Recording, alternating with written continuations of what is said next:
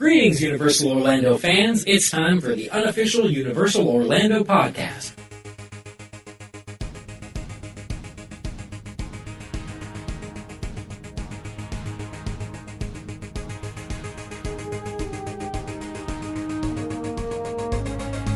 Hello and welcome to episode 18 of the Unofficial Universal Orlando podcast. I am your host Lee, and joining me from the other side of my couch is my lovely wife, Tracy. Hello. Alright. Yeah. Yeah. Okay. And also joining us from the other side of the Atlantic is Darren. Hi Darren. Hello! Hello. Internet, you missed it off. You're supposed to say, hello Internet. I like that. I'll get it on the outro. Absolutely. Right, I don't think we've got anything to announce on this one, have we? Nope. Oh. Anybody got anything to chime in? Actually, I have. I have. Oh, wrong Parko, sorry. I will put a link to this on our Facebook page and stuff, and you know, and I've read it out to Tracy tonight, but a certain listener of ours, a Mr. Wakefield, has just released the last part of his blog post, hasn't he? He has. His top 10 theme park podcasts. Yep. And I am very proud to say that we came in at number 2. Yes. Very pleased with that. Chuffed. That's pretty impressive. It is quite British, impressive, especially considering the ones... How young we are. And the ones we were going up against are Yeah. like real seasoned podcasts. For me, just to be in the top 10 was great. Yeah. But number 2, yeah. Just a little bit of pressure now though, guys, eh? Yeah, just a little bit. Just a touch. Have to bring I'm our A feeling game now. Really? Are you feeling it? It's all fine. It's all Just good. being right back here at the beginning when we were recording off Guitar Hero microphones, that was when it was bad. See, I was good there. Woodpeckers I wasn't didn't we? rude. To whom? He said, I'm feeling it. Okay. There was enough of that on yesterday's show. So, let's let everyone know what's coming up on this show. Darren. Okay, we're going to start the show as we always do with the news. Yep, and then we'll discuss an email we received from a good friend of the show, Paul. And then continuing on, I'm going to read a S.P.E.W story from Matt Holt. And after that, we bring you a review of one of the Q&A sessions at the recent Harry Potter Home Entertainment celebration that was held at Universal Orlando by Jodie Bear. And then we'll finish up with the usual farewell and contact information. We certainly will. It doesn't sound like there's a lot in the show, but Oh, trust me, good. that email from Paul's quite in-depth as they always are. Yes. Oh, yeah, definitely. Yes. I do So, enjoy right. Paul's emails. Absolutely, certainly goes into a lot of depth. Yeah. Go on then, Darren, take it away with the first news story. Okay, the first one is titled History Center to showcase art and models from Universal Orlando Archives.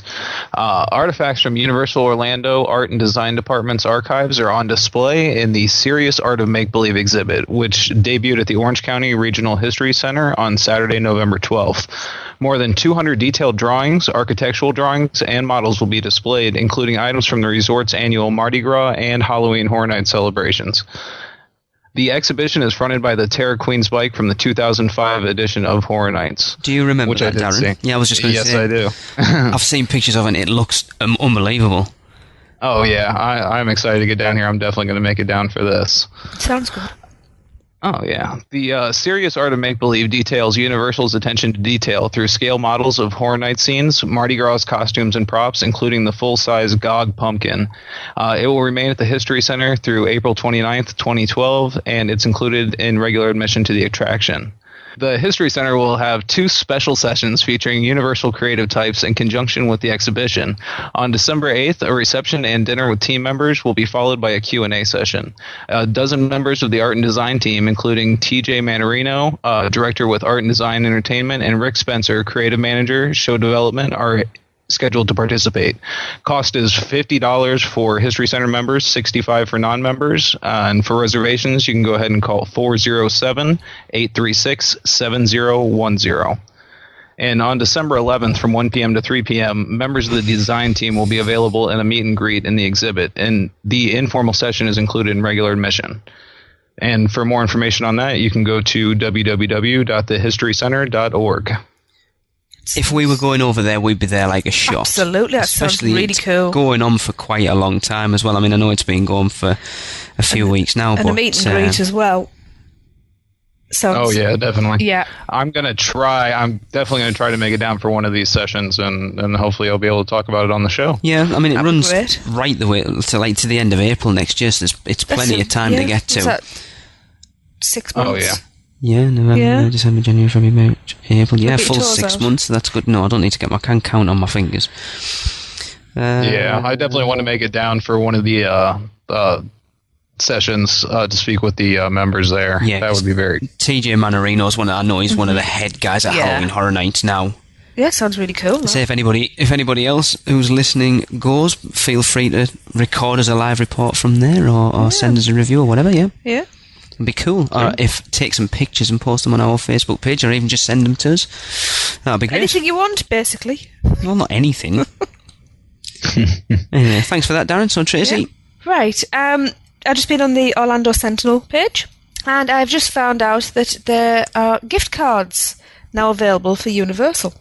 So Universal Orlando Resort has all new gift cards that, for the first time, can be redeemed anywhere within Universal Orlando, from buying a ticket to the Blue Man Group at City Walk to paying for an on-site hotel room, selecting mementos at theme park gift shops. So, if you head to universalorlando.com/gift cards, it should bring you up to the right page.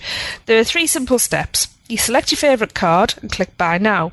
Now, they've all got different images on. We've got Harry Potter, Hermione Granger, Ron Weasley, a film strip with Harry, Spidey and Shrek on it, Spider-Man, Shrek with Princess Fiona and Donkey, The Simpsons, and the classic Universal globe with the lighthouse and the archway entrance. They're really cool. So you've got a choice of 8 there. So you just click on Buy Now. Then you select the card value and number of cards you wish to purchase. So that's great. So you can say how much you want to put on these cards as well. And then you just proceed to checkout. The features of it are, it's available in multiple denominations, so it's not quite as simple, but it's still not bad. So you can get it in $10, $25, $50, $100, $150, $250 and $500. Depends on who you're giving it to, I suppose. How generous are you going to be? Well, I know a lot of people who use gift cards as a way of taking money into the parks without actually carrying money. And I know it's also becoming a popular way of bosses with the staff giving gift cards. Yeah. And if my boss or if any friends or family are listening, this would be a great Christmas idea for me. Absolutely. I like it. Yeah. So yes, there's several fun designs. There's no fees. There's no expiration, That's which I think good. is really good. Yep. So you can spend whatever on it, and the unused amount on the card will not expire. So you can use it like cash. It's redeemable at most merchandise and food and beverage locations within the resort, and it's also reloadable. So you keep could it and just carry it on. I think that's really good. This, to me, again, is Universal trying to match Disney. Because Disney gift cards are quite big. And like I say, I know a lot of people who go to Disney, rather than take cash into the parks, they'll load up a gift card and take it in, because you can use them anywhere. There's no need to take cash into the parks with you. Yeah. Now, there are some frequently asked questions, and a few of them are quite relevant, so I'll just run through a few of those if that's okay. Where do you purchase the gift cards? Well, as I've said, universalorlando.com/gift cards. But you can also purchase them at participating retail, dining, hotel, guest service and other locations throughout the resort. So it's not just an online thing, so it's good to know. That's great. What forms of payment are accepted for the gift cards? It says basically anything: cash, credit card, traveller's checks, or online with credit cards. With the reloadability of these cards, you can only do that in person, not online or over the telephone. Right. That then makes that option not that good. Well, no, but if you're a regular going into the park, and maybe it's like that's your kids' spends on that card, you can go in and load your kids' cards up or whatever, your group's cards up, and then they're responsible for their own money then. If people are using it for not taking money into the parks, a lot of people might want the option of being able to load them up before they go away. So that money's set aside, that's on my Universal card, that's set, I know that spending money's there. I think the reloadability, though, is probably more for the locals. To be honest. And, the pass holders and what have you. You get round it, as long as there's nothing on it, you just buy a new one. Of course, yeah. Right. Or you just buy a new one anyway, and then just use that, whatever's left on it when you go to the parks. Right. Shipping. Yeah. The gift cards purchased online can be shipped domestically via the US Postal Service. Obviously. Yep. And it'll be FedEx to most countries internationally, but it doesn't say which. I assume that when you go through to check out. It'll tell you whether it would or not. Yeah. You can have the gift cards expedited for an additional fee. Expedited? Speeded up. Right. Express. You can only have it shipped to the address tied to the credit card, though. Right. So you can't have it, as a gift and then ship it to somebody else. Yeah. That's to stop fraud, though, isn't it? Somebody's asked, can you send personal messages or a photo to the recipient? But obviously the answer is no, because it's going to you if you buy it. Well, that's all right. You just get around that anyway, don't you? You just get it shipped to you and then send it on yourself. Yeah, that's a good one. You can actually purchase your theme park tickets with it as well. That's good. I like that. Oh, yeah. You can't, however, use them online for any online shopping. So if you want to buy something, you buy it in the park. That's a general rule of thumb with most gift cards, to be honest. That's an interesting question. Can I use Universal Gift Card to purchase additional gift cards? Why would you want to do that? The answer's no. Well, to split it up, I suppose. If you say somebody's been very generous and giving you £500, you think, I'm going to spend that, but I know. Yeah. You can't do that. And you can't redeem it for cash either. And they're not refundable. Right. Well, that's fair enough. Yep. The one thing that does concern me a little bit on there is it says redeemable at most merchandise and food and beverage locations. Mm-hmm. And now I know how sometimes it goes, like with the meal deal and that kind of thing. I wonder what the limitations are on that. And I've actually been looking around the website and I haven't found them as of yet. I'm assuming this is fairly new, so more information might come through over the next few weeks. Definitely. Oh, yeah. It's just been released today. Yeah, just a couple of hours ago. Yeah. They are saying, be very careful with your card, because if it gets lost, stolen or destroyed, it will not be replaced. Yeah. Which, is fair enough. So it doesn't say whether you have to sign it or anything. If you lose it, then someone else, if it's not like a strip card or a chip and pin or anything like that, anybody else can use that money that you've put on there as well. Right. Anywhere that sells them, if you're not sure how much is left on yours, you can go and have your balance checked. Or there's also an information line you're given as well that you can call. So that's quite handy to know that you can be in the park and not have to ring somewhere. You can just go into a kiosk or somewhere and say, okay, tell me how much is left on here. So yes, that's something I've just found literally minutes ago. Very good. Go on then, Darren, which card would you have? Oh, I'd go with the Harry Potter one, I think. Though Spider-Man's looking pretty good there, Yeah, too. that's pretty cool. The Simpsons one's quite good as well, actually. Yeah. I'll take any of them. As long as they've got plenty of money on them. I'd be going with the Universal Orlando Resort one. Yeah, that one has a nice look to it as well. It's really iconic. Yeah. And it's very similar to one of my favourite photographs we have. It is, you're right, yes. That I took. So, I've got the last two. So, Universal Orlando offers free parking to Florida residents after 6 p.m, Darren. Woohoo! Not that you're going to be going there at that time, I suppose. Well, anyway. You might. Oh, yeah, I could. Anytime they have concerts there. Yeah, true. Well, City Walk stays up till 2. This is true. Yeah, but if you're going to go to City Walk, you're going to get hammered. You're not going to be driving. If you drink. Anyway. Universal Orlando has quite a bit to offer to theme parks, restaurants, clubs, shops, and more. Even if you're heading to City Walk for a night of clubs, dancing and drinks, you'll still have to pay parking until 10 p.m. The cost of parking starts at $15 for cars until 6 p.m, and from 6 p.m. till 10 p.m, parking drops to $5, unless you're a Florida resident. If you're a Florida resident with a valid photo ID, you can park at Universal Orlando for free after 6 p.m. While you're only saving a few dollars, those few dollars can go towards something else. Saving on parking will pay for almost half the cost of a party pass at City Walk. Buy a soda, or you can just save it. It doesn't state on Universal's official website how long this special will be going on, but we have heard this special is valid now through December the 24th. Enjoy the savings while they last. For more information about parking at Universal, you can visit the park's website. They do a lot for Florida residents, because I think they appreciate that most of the guests that are going there are out of town, so they make the money off there. So the perks are they want to keep the locals coming back. Well, yeah, they have to keep the locals sweet. Of course they do. Yeah, definitely. Especially for something like City Walk, because, I mean, while the parks, you probably got a lot of people from out of town that are generating most of their income. The clubs and restaurants and that kind of thing are definitely what they want the locals to be coming back to constantly, in order to keep those full.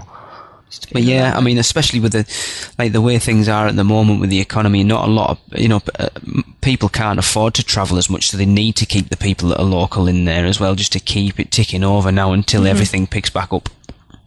Yeah, definitely. Oh, yeah. But yes, so anybody living in the Florida area, you can go and park for nothing. Cool. Yeah.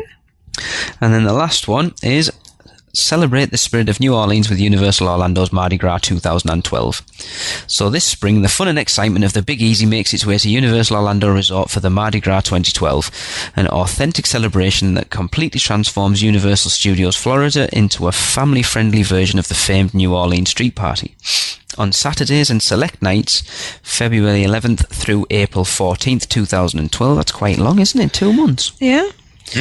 Universal Orlando's Mardi Gras celebration combines unparalleled theme park entertainment with an elaborate Mardi Gras parade. Dozens of colourful costume performers, authentic New Orleans bands, delicious Cajun cuisine, and live concerts by some of today's most popular artists.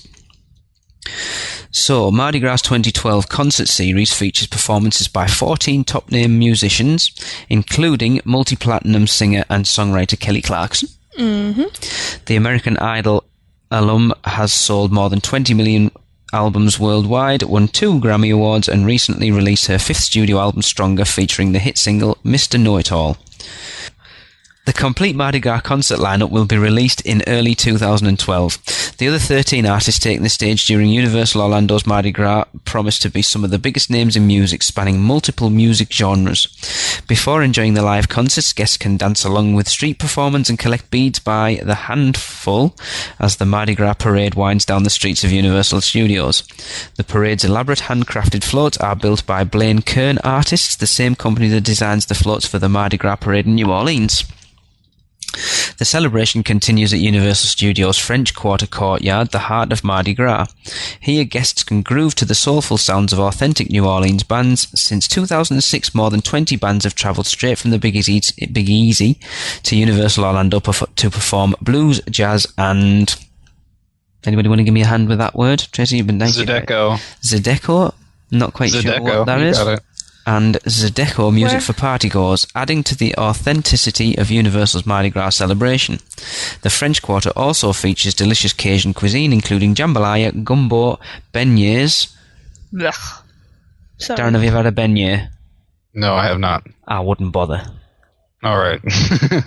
And much more. Mardi Gras is included in regular admission to Universal Studios, and guests can take advantage of this special offer, the Mardi Gras special offer. It's an imaginative name for it. 3-night Mardi Gras getaway. It's 3-night accommodations at nearby Universal Partner Hotel, 2-day base ticket to both Universal Studios and Islands of Adventure, early park admission to select attractions in Islands of Adventure, and more, and it starts at $249 per adult, inclusive of tax. You can upgrade to an on-site hotel and receive Universal Express access to rides and attractions, a free benefit apparently worth $87 a day. Yeah, it doesn't actually say how much it is to upgrade to that, but anyway. But yeah, for more information, just visit www.universalorlando.com/Mardi Gras. Darren, have you ever visited Mardi Gras? No, I have not. I've not been there, but I've had a lot of friends that have gone, and I've got the general idea of it. We've got Key West here in Florida, down at the very southern tip, and it's very much like New Orleans. So, right. If you've been to one, you've been to both. It's not something that particularly takes your fancy, unless there was somebody on you would specifically want to see. Then, yeah, and I actually would like to see Universals because it would be nice to see a cleaner version of it, right. Of Mardi Gras itself. Yeah. Yeah, I mean, and I'm just talking about just overall, like, actual cleanliness. Right, I see. Yeah. Yeah. Mardi Gras got a bit of a reputation here. Right. Tracy, is it ever something you'd be interested Mardi Gras, in if we were I've always over at wanted that to do time? Mardi Gras. I'd like to do the real thing. Yeah. But I think this is probably the closest I'm going to get to. Because if I'm going to be that close to Florida, you've got to be taking me there anyway, so yeah. Life wouldn't be worth living. Beignets, we had, the last time we went to Orlando, we got them free. We stayed at that place down the road, Port Orleans French Quarter. And we had a bit of a to-do with one of the servers in the food court. And she was delightful, let's put it that way. When all said and done, the manager gave us 4 beignets as an apology, and we were like, I mean, I've heard people travel to Disney for the beignets, so I was expecting something amazing, and it was. I'll tell you what it reminded me of. They're like a flat They look like... do you know what a pasty is, Darren? They look like a pillow. That's the shape of them. Yeah. But there's nothing inside them. I expected there to be something inside it, because they're quite big. So, like, have you seen National Lampoon's Christmas Vacation? Yes. When he cuts into the turkey. And it goes... and there's nothing. That's what it was like. You were expecting... It was a cloud of powdered sugar, and that was it. There's just nothing to them. It was powdered sugar on a cardboard empty pillow. It was, and they were fresh out of the oven as well. We got, like, fresh ones. But people say they're like the Louisiana version of a donut.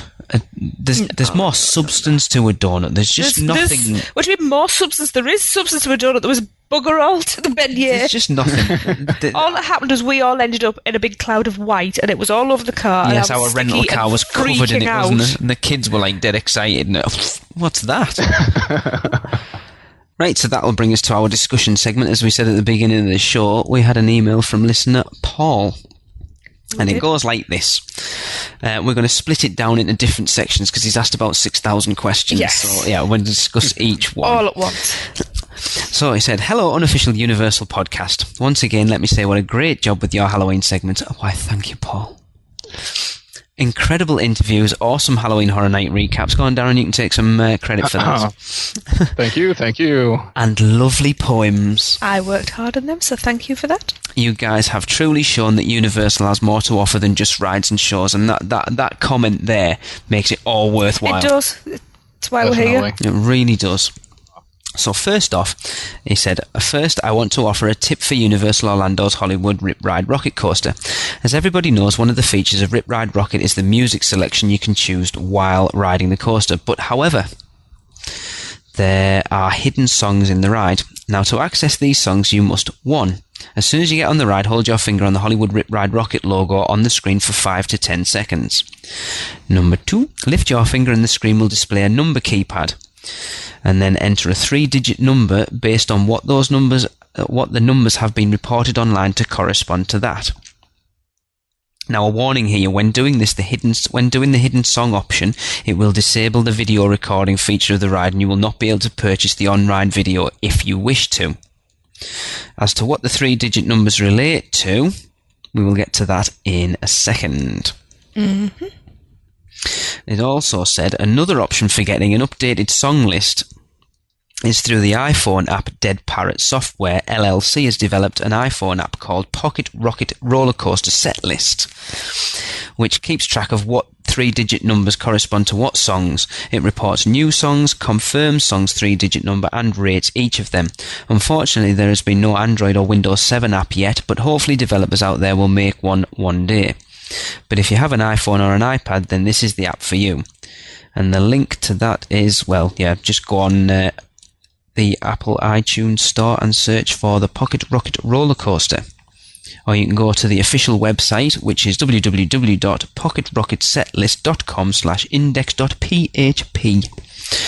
So, Darren, have you ever used... Said only to ask Tracy because I know. Have you ever used the secret hidden list? You couldn't even remember what song what song you were on. Sorry, Darren, go ahead. Yeah, I've actually used it a couple of times now. The day I had my escalator incident. All right. We'll just call it that. That was the first time I tried it out, and then the second time was when I made my return visit there. And both of them that I've tried from the list I have worked just well, worked perfectly, and that was let me see here. I'm looking at the number here. 7-11, Paranoid by Black Sabbath. All right. Excellent song. Which was an excellent one to ride that ride to. And the other one was Break On Through by The Doors, which also synced up pretty well on that ride. That was the first one I highlighted. There's some really, really good songs in there, actually. I mean, Tracy, is there anything that jumps out at you that if you knew they were there, you'd go, right, I want that song? The ones I've gone through and highlighted the ones. So it's Break On Through, The Doors. Crocodile Rock, Elton John. Yeah. Immigrant Song, Led Zeppelin. I'm a huge Zepp fan. Great Gig in the Sky, Pink Floyd. Well, you know how big a Pink Floyd fan I am. Absolutely. Won't Get Fooled Again, The Who. Mm-hmm. I think that'd be really good. Lose Yourself, Eminem. Can't go wrong with see Eminem that on one. there. Where's Yeah, that? 306. All right. Barry White. My first, my last, my everything. Mm-hmm. Since I wasn't allowed at the wedding. Metallica, For Whom the Bell Tolls. Yeah, that's one that jumped out at me. Yeah. Paranoid, Black Sabbath, and then Either of the Muppets. Yeah, I knew to say that. I still find it amusing that two of the hidden tracks on Universal's Hollywood Rip Ride Rocket are Muppet songs, which have more of a connection to Disney. So there's Rage Against the Machine there. 707, but I can't place it. Darren, anything else that jumps out at you? Yeah, well, I think it would be pretty funny, actually, to listen to Barry White on a roller coaster. But, yeah, Lose Yourself, I didn't notice that either. Yeah, and then I just saw Public Enemy right above it. Brothers Gonna Work It Out. I didn't see that. No, right, there's a definite one. Where's that? What number's right that above down? Lose Yourself. No, I haven't got Number that. 305. I haven't got 305, I've got 304, I've got Billy Joel. You've got a different list to us, Mr. Darren. Well, we must have some new stuff. I haven't got a 305 on my list. And then also El Nino, Unreal. That is an excellent song, and that's a very upbeat one, so that would be pretty cool on roller coaster as well. What number's that? That one I have at 714. No, you haven't got that either. Oh, Where have you got your list terrible, Lee.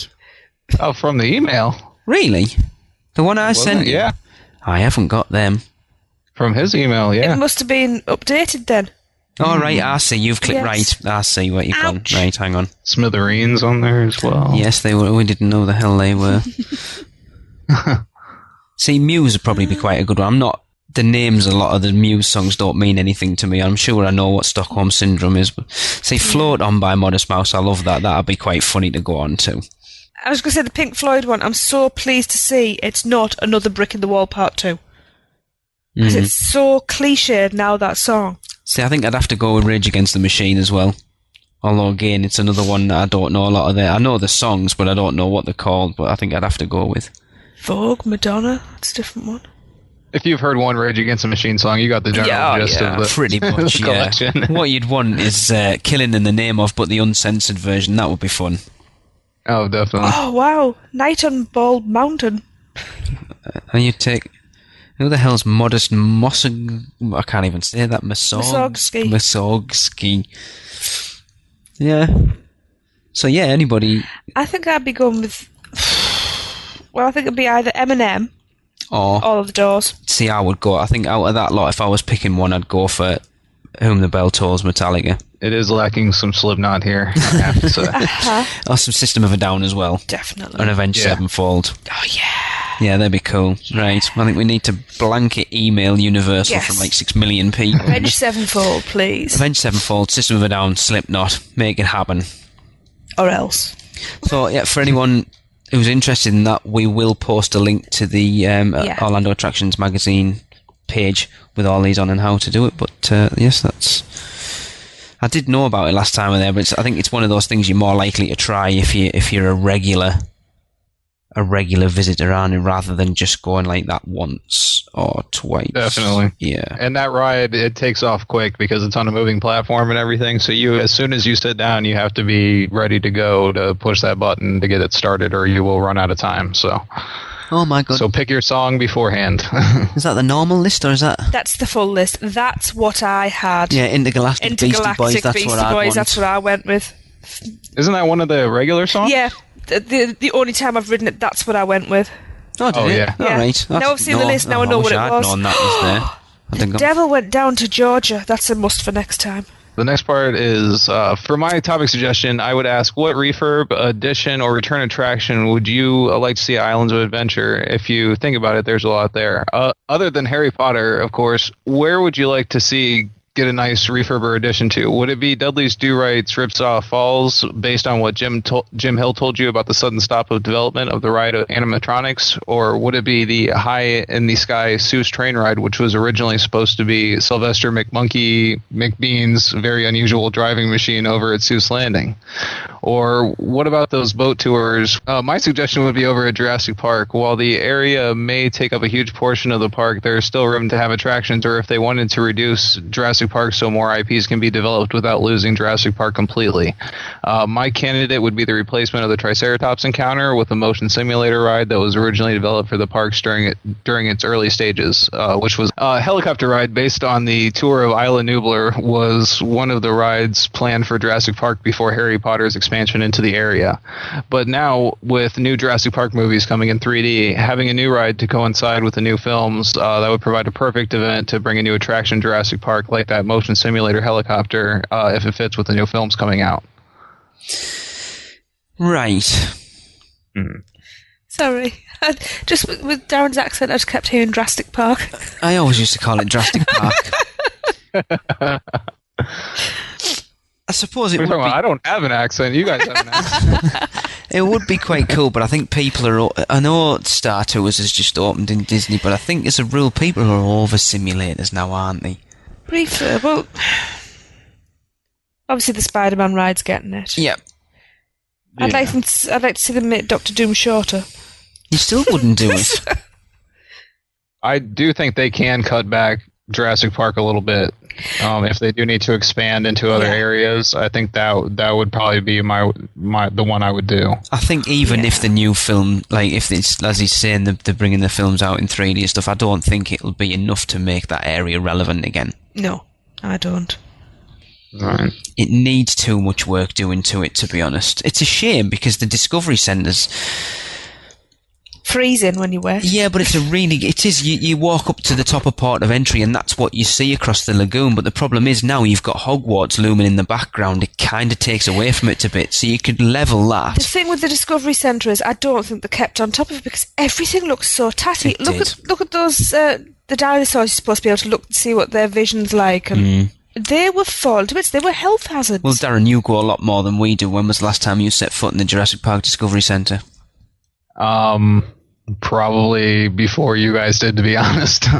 It's one of those things I just walk by at the park every time. I see it there. It looks like a shop or a store or something like that, and I always end up just walking right by there. I've gone blank. River Adventure. Yep. The first time we went, the hadrosaurs had holes in the necks. No, the first time we went, it was working perfectly. Well, the second time we went, 2005. The second time we went, the T-Rex was in for refurb. Yeah, she'd gone on holiday. Yeah, the T-Rex is back out, but the hadrosaurs. The hadrosaurs are still looking a little ratty. Yeah, I think one of the speakers wasn't working when we went in 2005 as well. There was something missing as well. I can't remember. Yeah, the T-Rex. No, on the outside. No, when you see the two little, is it compies with the shirt? There's something around there that was missing as well. It is looking. It's a strange one because tatty. You've got within a 5 to 10 minute walk 3 water attractions. Yeah. And unfortunately, the two next to each other are far better than the River Adventure. But I will say for the River Adventure, it does have a really good drop. It is excellent. Mm-hmm. You know, Marvel Superhero Island's pretty. It's getting done what it needs doing to it, apart from possibly taking out Stormforce Acceleratron. I would like, if they're going to keep Stormforce Acceleratron, I would like it not to have that instant stop at the end because I nearly got whiplash. We'll go around each area. Any suggestions for Marvel? Additions, refurbs, anything that needs, like I say, Spider-Man's the obvious one, but it's getting what it needs. It should be at least half the park. What, Spider-Man or Marvel Superhero Island? Yeah. We'll just do half Marvel and half Harry Potter, and I'll be okay with that. Really? Yeah. We could, I think with the recent film, they could do with something more than a restaurant for Captain America. It's an awkward one, though, isn't it? With the whole thing that Disney own it now, it's like, I know Universal, it's whether when that contract was signed, that was part of it. But yeah, they could do, you know, with everything that's coming out now, and the Avengers is out soon as well, isn't it? So Marvel's massive at the moment, isn't it? It is. So there's huge resurgence over the last few years. But what type of attraction are you going to put in to incorporate? Where would you put it? See, I'd love to. I'll tell you what I would like to see changed. As you come round past wherever the Captain America eatery is called, Captain America's Diner, and you sort of like there's the what's it called, like the stage set at the back. Was that where we saw something that stage? where they do shows, you know. Oh, where the Matt Hoffman thing was. Is that what was there? What did we see in there? Halloween. Bill and Ted. Darren, what is that? Is that stage thing at the top end of Marvel Superhero Island? Is that part of Marvel Superhero Island, or is it part of Toon Lagoon, or is it part of neither? It's in No Man's Land. It's not part of anything. I don't think. I think it's just more of the. It's just like a central stage area. Is there actually anything currently in there? I'm guessing there's not, because the last thing I remember is just like you said, Matt Hoffman's BMX extravaganza. That's thing never that they had been going in there on. when we've been in there. Let's backtrack. No, it was seasonal because he was actually doing every show. Really? So, and he was actually so he was doing competitions for like half the year, and then the other half of the year he'd do the show. Wow, I didn't was actually realise involved that. with it. Cool. That's pretty cool. Yeah. But before that stage area, to the left, there's a park.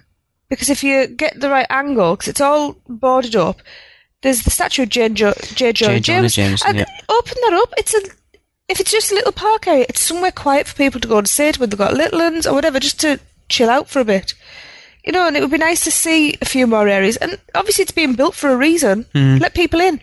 Well, or you could make that stage area, that arena, whatever it is, part of Marvel Superhero and do some sort of Marvel stunt show. Yeah, definitely. With all the movies coming out, there's no shortage of that. Yeah. Cool, like an Avengers thing, or... Yeah.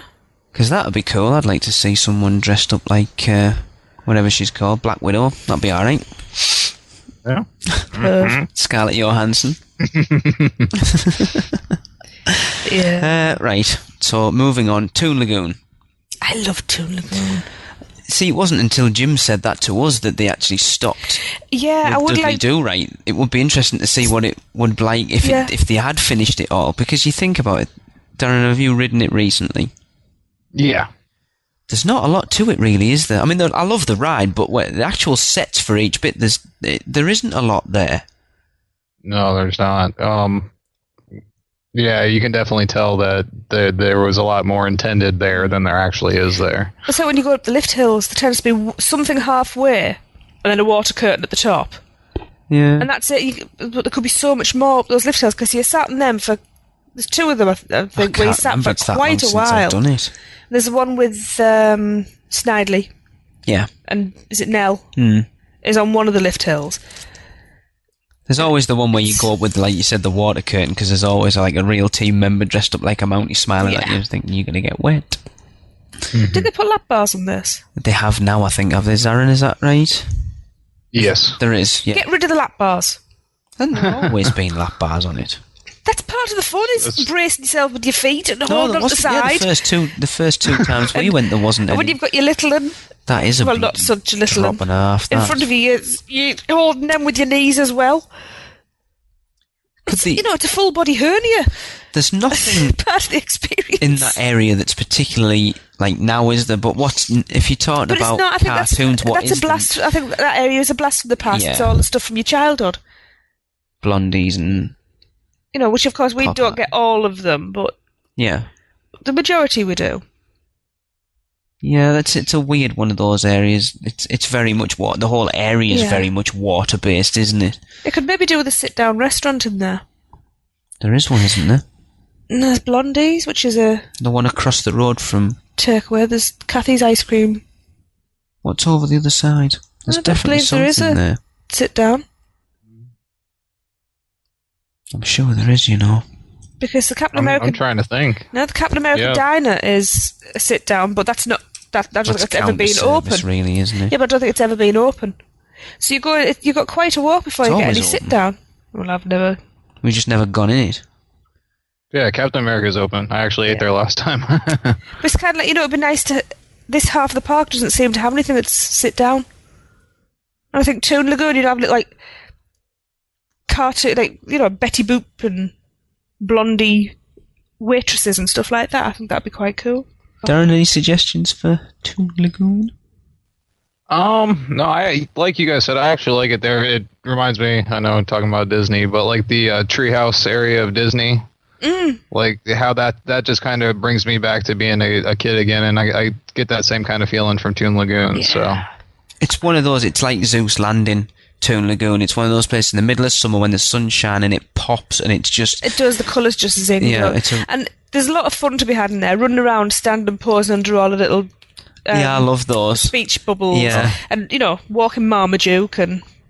Yeah, definitely, and the water stuff for the kids to play in. Yeah. That's the fountains that are shooting from one side to the other and that kind of thing. So, I always see a lot of. I mean, that's where I see people having a lot of fun constantly. Is there? No, so I think there's not much there. Right. So Jurassic Park. I've got Upset Level Hunter. If he ever listens to it, I can say that. Just level it. Level it. Darren, make it Harry Potter. Yeah, I'd say. I think it's coming, isn't it? Yeah. I mean, to be honest, I'd prefer that they cut into Jurassic Park more than if they cut it. I mean, I'd rather them do that than cut into, and close down the Lost Continent. Yeah, I know. I was quite upset. Well, let's move that's on one of to my there, 'cause I love the Lost Continent. I'd like to see that. I love Poseidon's Fury. Let's be honest, Mythos is still an amazing restaurant. Yeah. I think they can possibly do with updating Sinbad. It's still a lot of fun, though. It is, but it's one of those that Especially for every person wrong. that likes it, there's somebody that absolutely despises it. But I'm surely they could update it and do something else with it. You talk mythical times, so you could do anything with it, really. It doesn't have to be Sinbad.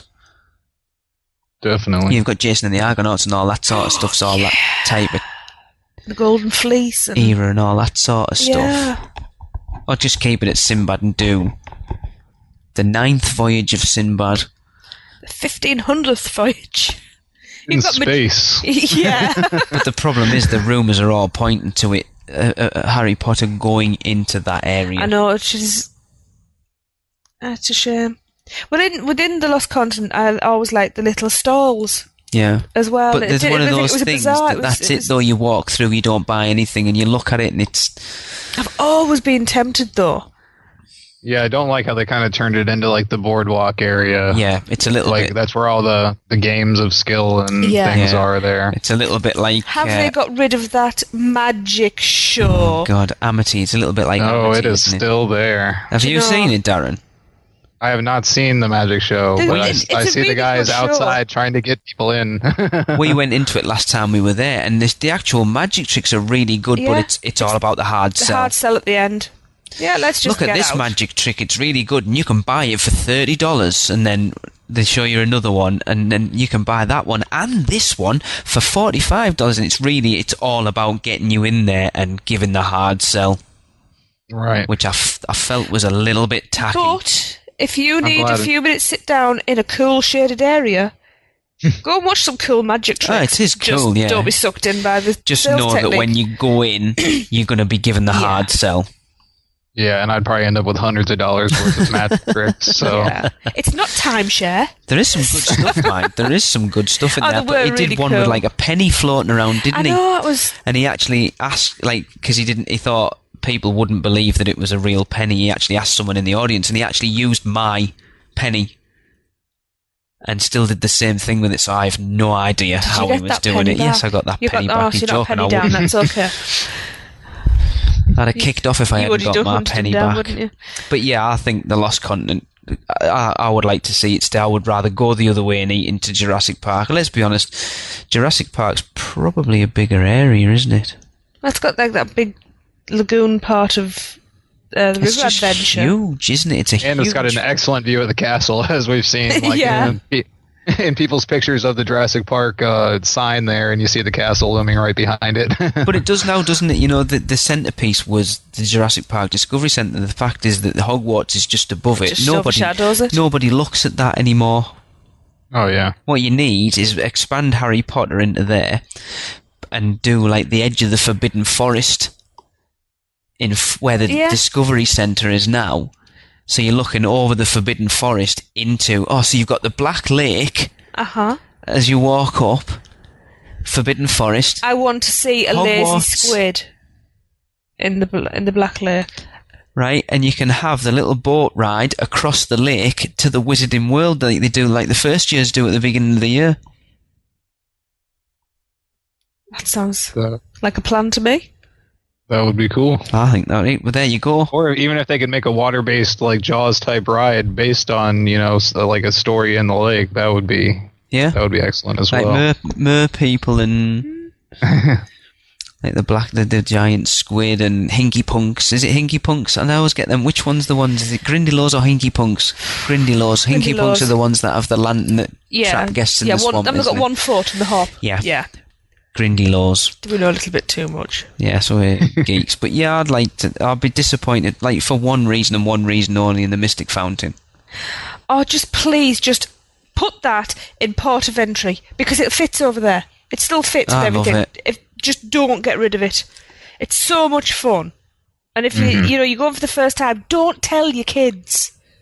Yeah, well, you didn't. Just tell them to just go and have a look and see what they can see around it, and all of a sudden just watch the face when it starts talking to them. Well, it's like even if the Lost Continent doesn't have a lot of people in it, Darren, you'll know you walk past. How often do you see nobody at the Mystic Fountain? Oh yeah, quite often. And so I mean, you're able to get up there and talk to it. It depends when you go though, because sometimes it is not manned, and I have gone up to and talked to it at points. Really? Well, we've gone when it's been quiet, and we've just gone and sat quietly to the side and watched other people come up and get shocked by the interaction. I love it. I think it's such a brilliant idea. It's very simple as well. Yeah. Yeah. Well, you got to understand, I go off season a lot too, so when I go there, it's usually when the park's nearly empty. So. But it's another distraction for people to keep people out of the queues for other things as well. There's not enough of those things around, like non-attraction attractions. Mm-hmm. Distractions from the attractions. Yeah. Well, that's what it is, isn't it? You need that. There's a lot. Disney do a lot of that, and I think Universal need to jump on that a little bit more. Yeah, and they have done it a little bit, like in the Harry Potter section, where they've got the shows that just spontaneously show up on the street. We need more street. We need more street theatre. Yeah, I love the streetmosphere characters. Yeah. Yeah, that's. So we're on to Zeus Landing. Any additions or refurbs and that? I know it's been painted recently, as far as I'm aware, because I know who was it I was listening to. Apparently, Theodore Geisel's wife's very, very strict over the upkeep of that. Good. Because it's my favourite area. She will go into the park and go, that's not right, get it painted now.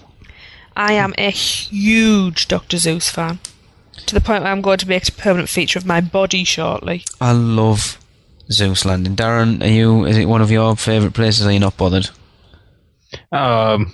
I don't have kids or anything. I like it. I like walking through there. The one thing I would like to change in there is the color of the pavement. It's like black pavement, and when you're walking around in there, it feels like it's about 120 degrees. Right. In all of the Zeus books, pavements tend to be yellow. Right. So maybe they should change that. It's probably an upkeep issue. The fact if you're having to paint the pavement, you're going to have to be touching it all the time with the amount of people that are going through there. Especially that seems to be the main way that people get from the front of the park to the Wizarding World as well. Yeah, I had thought they could have done more with Horton here. Well, Horton, because it's funny, that was my idea.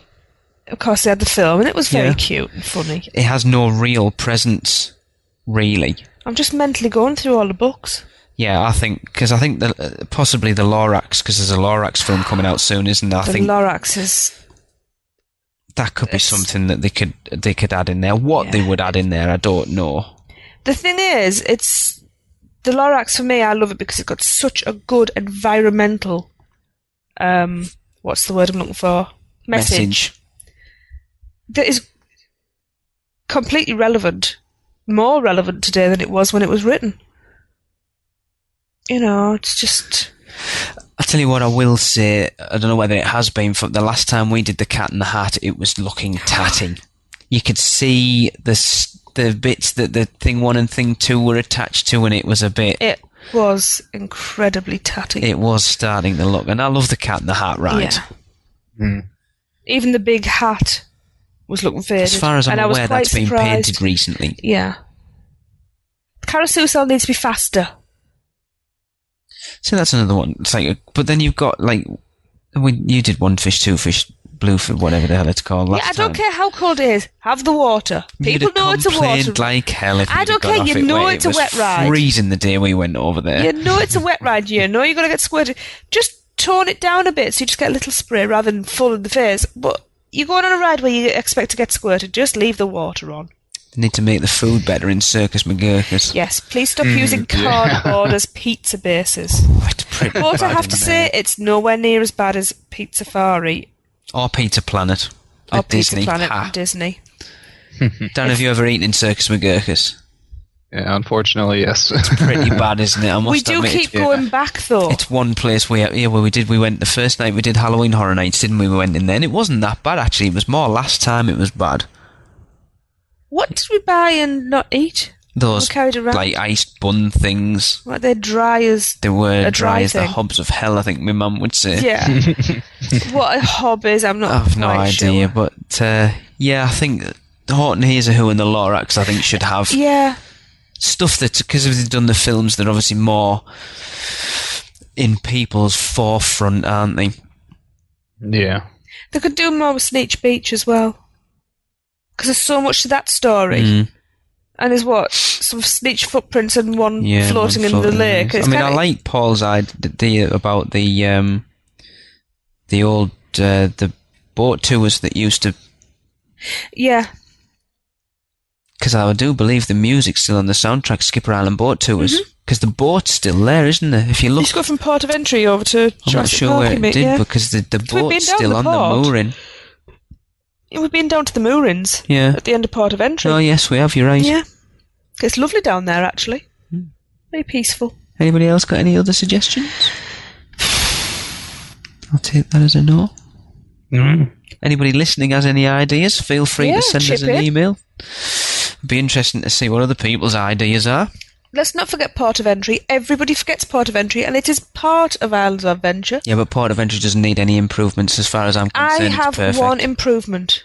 A big sign either end that says, slow down, listen, and look around. People miss so much in that area. We will get on to that. Sorry, at it's one of some my point. soapbox issues. It's a fantastic area. Go on then, Tracy, read us the next part. Next part, right. Well, I also wanted to ask you guys two things that came up in the news and on your podcast. First, you probably heard about The Simpsons show being in trouble. But now news comes that the deals were made and the show will come to an end in the future. Which leads me to the question, is The Simpsons ride in trouble? When the show comes to an end, whenever that is, I don't believe Universal will keep the ride going long after that. In fact, this would make a perfect opportunity for Universal to find a good replacement. But this time, with the great cash Harry Potter is bringing, it would be nice to see the whole building and ride system completely refurbed to something new. I say this because Universal has rethemed two of their attractions already. I include Jimmy Neutron from the Hanna-Barbera ride. I don't want to see a repeat of the same timing and movement again, so I hope The Simpsons may come to an end. This is coming from a huge Simpsons fan, but after 20 plus years, it's time. Any ideas, anybody? I don't think the writing's on the wall just yet. I think The Simpsons is that ingrained in today's society. Whether it's running or not, It'll still go for a while. They're going to show reruns for years. How long's it been open, the ride? 2008, was it? Yeah, I think it was the year before we went. Can I just point out that they still show Tom and Jerry? And the kids. They still show the Simpsons, I thought we were talking about. The Flintstones. May 19th, Top Cat. 2008. You know, So it's been open 3 years. It's hard to believe it's only been open 3 years. Mm-hmm. I mean, it is a stunning ride as well. I know they did take... It is Back to the Future rethemed, but it's so much better. Does anybody know how much they actually spent retheming this? I have no idea. Because they didn't I've got to do say, a it's lot one of the changes, best really, did queuing they? areas. Once you get into the actual holding pen. It's one of the best areas on any ride. Oh, it is, absolutely. Yeah. There's so much to keep. In fact, I Apparently- felt cheated when I hadn't got to look round everything the first time and we got taken into the ride. According to Wikipedia, it cost $40 million. Wow. So they're not going to get rid of it that quickly. Oh no, hang on, that was at Universal Hollywood. Sorry, It cost $30 million at Universal Even so, Studios that's- Florida. So that's just by still- retheming it, still only saved them $10 million. Yeah. No, I can't see it going that. it would be nice to get something fresh and new, and if they do change it, which will eventually come at some point, is to level the building, or at least gut the building and do something completely different. I mean, they've already done some great things that, it's not like my bugbear about Back to the Future was. You only had to look to your left or your right. You can see a little bit in that. Yeah, but I know Hunter complained that because he was tall, if he sat in the front, he could. Yeah, but you do have to look for it, whereas you didn't. I found it too distracting when it was Back to the Future. Do you have that trouble, Darren, if you sit in the front? You're quite tall, aren't you? Yeah, well, yeah, but I don't pay attention. You just focus on the screen. I mean, you can. If you look to the left and right, you will see it, but if you focus on the screen, it's pretty easy to block out. I've got to say there's more to hold. When it was Back to the Future, that's my favorite ride of all time, so. Right. Sorry. Jesse was not impressed with it in the I'm slightest. a huge Back to the Future fan, and I was not impressed by the ride at all. It didn't. I mean, to be honest, we rode Back to the Future when there was still free express pass. Didn't we? Once. No, when there was still free express pass in the park, and we probably still queued for 45 minutes to get on it with express pass, which probably had something to do with it. Yeah, see, I was 10 when I first rode it, so I mean that probably changes the perspective a bit on it. I mean, that was like the only movies I watched like constantly at that age were just like the Back to the Futures all over and over and over again. So I think we all did that. Yeah. You see, I was 28. We're good. What? We saw Back to the Future for the first time. No, when I rode the ride for the first time. You can't have been, because I was only 21. You were 28. Oh. Well, that's impossible. 30 then. Shh. Whatever. I can't be that old. I'm only 22 now. Anyway. So, yes. But Paul's point was, now they're getting all this money in from Harry Potter. It'd be nice to see that. I think that ride's still good enough that they'd be better off spending the money that they're getting from Harry Potter to put something new in somewhere else, which, from what we can gather, they are going to be. Mm-hmm. What it's going to be, we don't know. But no, I think The Simpsons has still got quite a bit of life in it. I would like to see them spend a little bit of money just around the parks. There's not enough little quiet seated areas for people who have got. I mean, I know I'm banging on about kids, but now I've got kids, I understand it more. It's not a kids' park, though. No, is it? but sometimes kids need a time out. A play area just tucked away. If kids need a few minutes away from, because it is overwhelming, especially Islands of Adventure. It's like bang, bang, bang. You hit all your senses are hit. Just a few calm little play areas. Do you know what I mean? I'd like to see some money spent in that way. Because that means that the families are going to stay in the parks longer. They're going to spend more money then, possibly. Rather than going, right, he's having a tantrum. That's it. We're going to have to leave now. Yeah. Say at 2:00. If they plough some money just into a few little quiet areas, and that means the families can go and spend half an hour in there, then the kid will get a second wind. They might spend another 4 or 5 hours in the park. Just go and dunk them in the Jaws. In Jaws. Not the water, just in Jaws. Whatever. You can do that, actually. You have to hold them upside down. But Yeah. Social services, don't worry, I am the main parent. Anyway, right, we'll move on to his next one, because we've still got 2 to go yet. I said, my next question is, in your interview with Michael Roddy, which was awesome, by the way, I know you guys have heard rumours about Disney doing an adult Halloween event for the Studios park. I want to know how you feel about the ideas of Disney getting into the adult-themed Halloween Horror Nights, and would this cause Universal to do 2 Halloween Horror Night events at the parks? Just wondered, since Michael Roddy said he works for Disney, but also over at Disneyland Paris they tried an adult version too. Terrorific Night, wasn't it? Yeah. So could this change the landscape of Universal Halloween Horror Night plans? Who knows? I have the solution. Well, They have 2 parks. Have your adult, and you're more family friendly, and switch around the parks. The Terrorific Night at Disneyland Paris, from what I can gather, it's funny actually. I was listening to the Disney Brit podcast the other week, and Adam was talking about it because he went.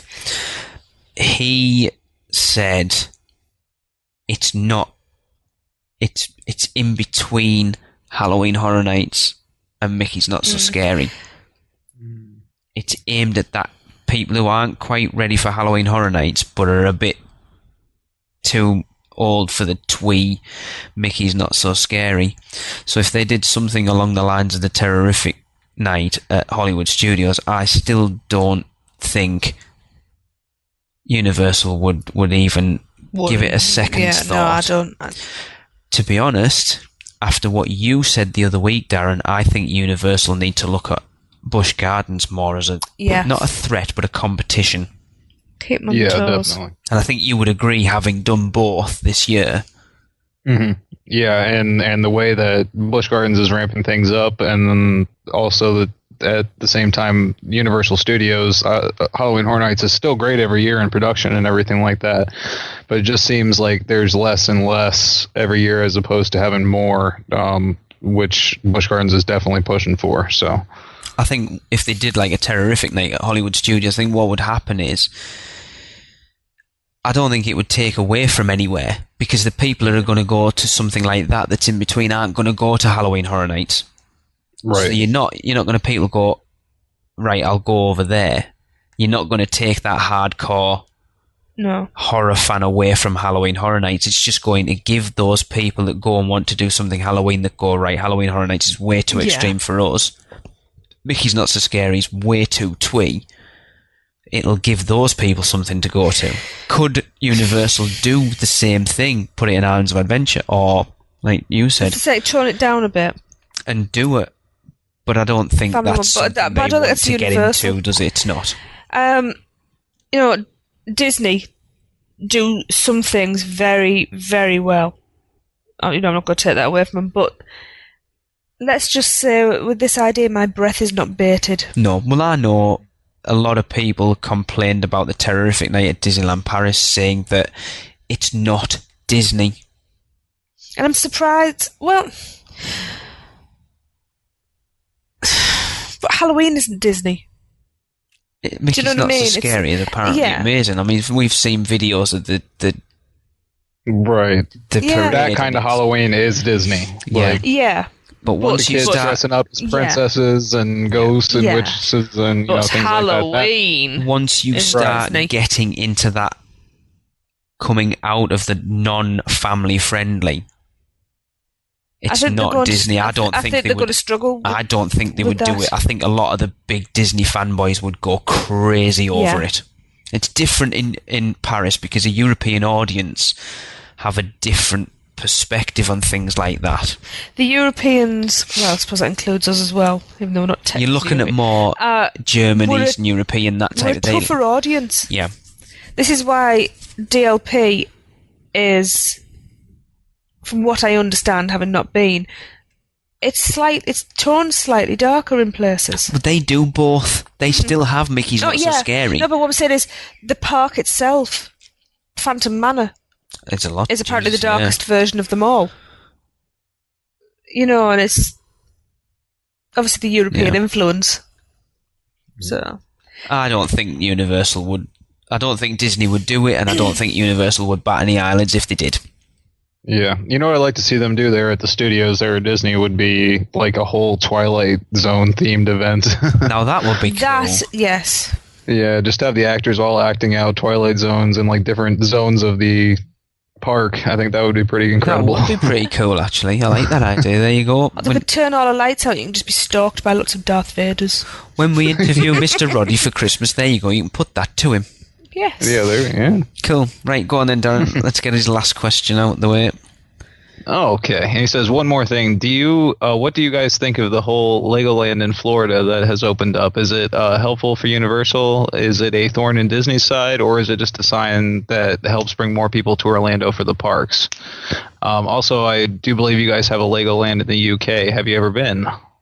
Let's answer that one first. No. It's like too far for us to travel. We'll travel 9.5 hours in a plane to go to Orlando, but I won't travel 5 hours to go down to Windsor. Well, to be honest, the price that we pay over here to get into our theme parks, I'd rather fly over there and spend the money over there. And actually, the Legoland park is in my area. It's Winter Haven, isn't it? Is it? Yeah. Yeah, it's Well, where the old that's Cypress Cypress Gardens, Gardens, isn't yeah. it? Yeah. It's a good So hour it's out even of- closer. Yeah, it's Have even you closer to been? me than... no, I have not been yet. I was going to say, and is it that's just due to something the that ticket prices. is it something you'd be interested in then? Yeah, I wouldn't mind going to see it, but mainly what I'd like to see is the city models that they built and that kind of thing. It's You a know, whole mini land, isn't there? Yeah. Yeah, but the admission prices are about the same as Universal Studios or Disney Wow. World. Really? So I mean, I've got Yeah. to say, And it does seem to be splitting people down the middle. Apparently, it's not open on Tuesdays or Wednesdays either, I heard today.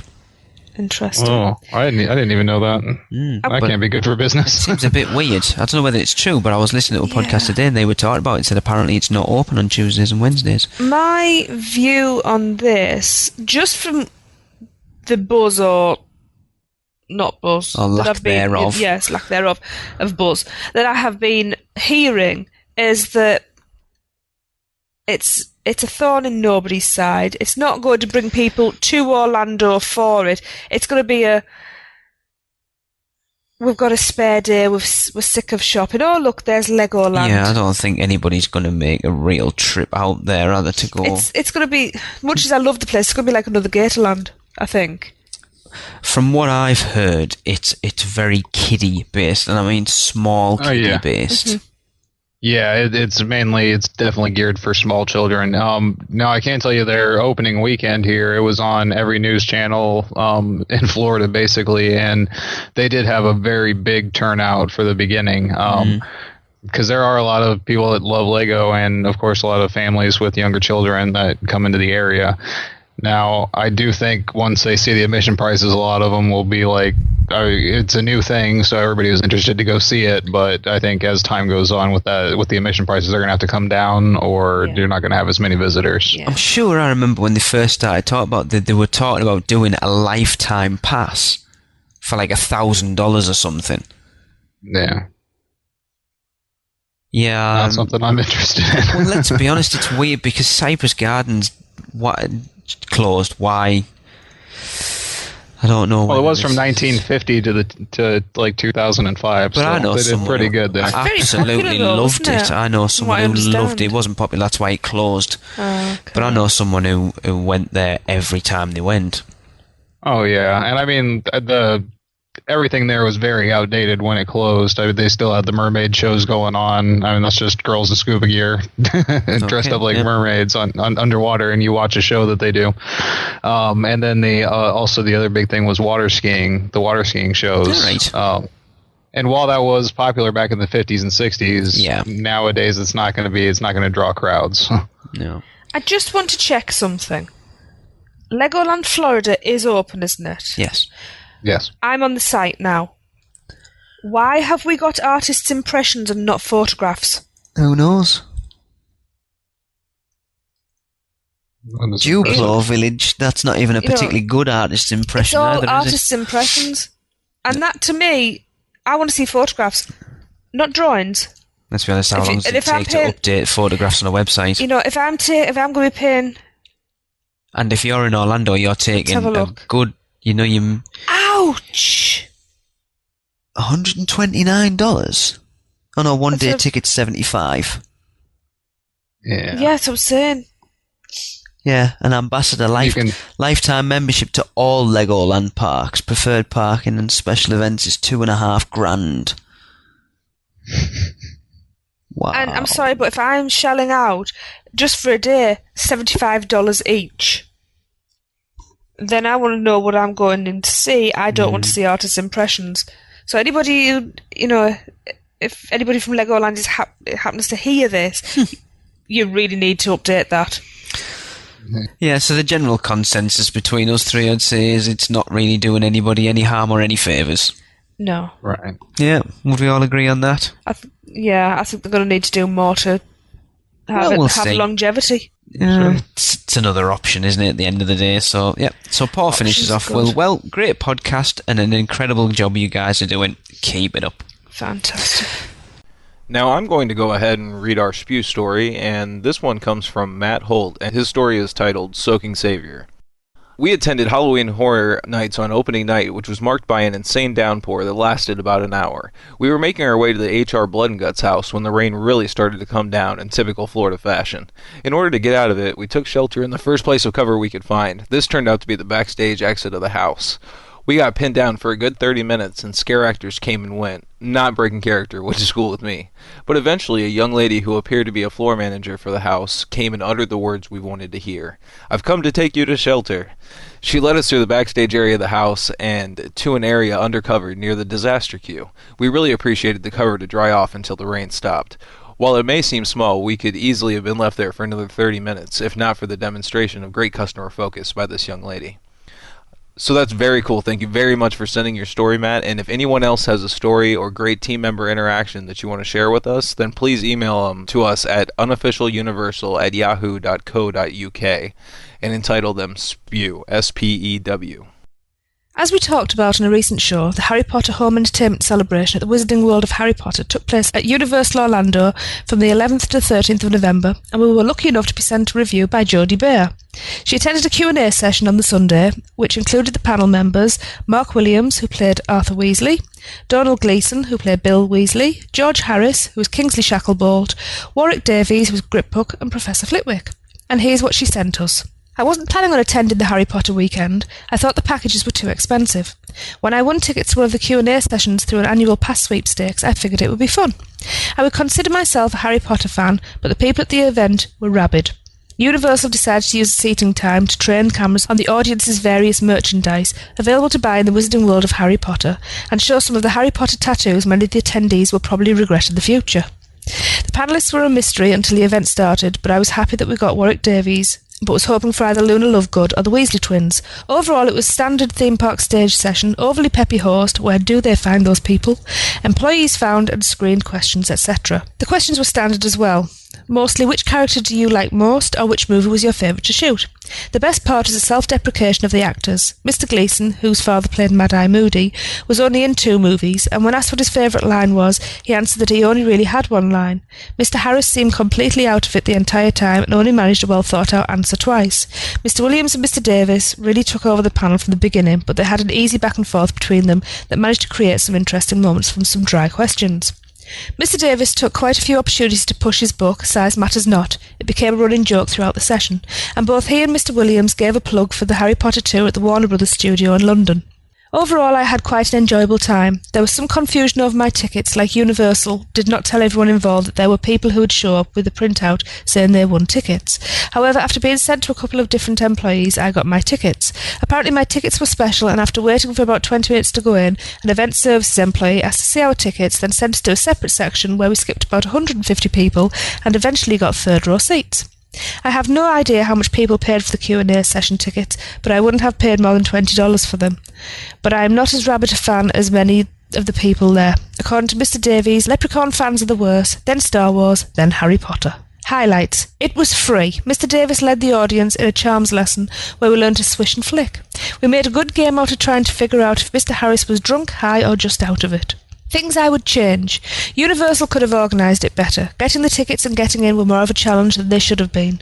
I also wish they had planted a couple of better questions. I generally hate that practice, but when 8 minutes is wasted on, would you rather be a werewolf or a Death Eater, you begin to hope for a good plant. So thanks very much, Jodie, and we hope you had a great time. So that'll bring us to the end of another show, and I can't believe that we're very, very nearly at our 20th episode. 2 away. Well, I've just had a very interesting request for Show 20 from our resident stalker, Craig Lucas. Okay. But I'm afraid I can't possibly divulge that request at this moment, but Craig, it's been taken under consideration. Okay. Yeah. Now I know what Craig's suggestions are usually like, so I'm a bit nervous. Yeah. All I will say is, it needs to be a tad warmer. Okay. Right. I know the type of thing Craig normally comes out with, so yes. Okay, I'm going to throw this in there. Actually, we've had a bit of a. I know it's a while away yet, but Christmas. We had a quick chat about putting a Christmas show out, didn't we? We'll have our Christmas show, which will be out on the 23rd of December. Yeah. Just in case anyone's interested in my birthday. Mine's the day before, just in case anybody else is interested. Thank you. Don't forget Lee. But we're planning on putting out a show on Christmas Day. Yes. and it's going to be Live? No, it's not going to be live. The kids opening the Christmas presents, yeah. It's going to be, as Tim and Brett and Paul from the Fanboys would call it, it's an uncensored show. So it's all those clips that I've had to cut out between, well, I only started doing it about 7 or 8 ago. Oh, Don't worry, Darren, there's none of you in there just yet. How many rants have I had?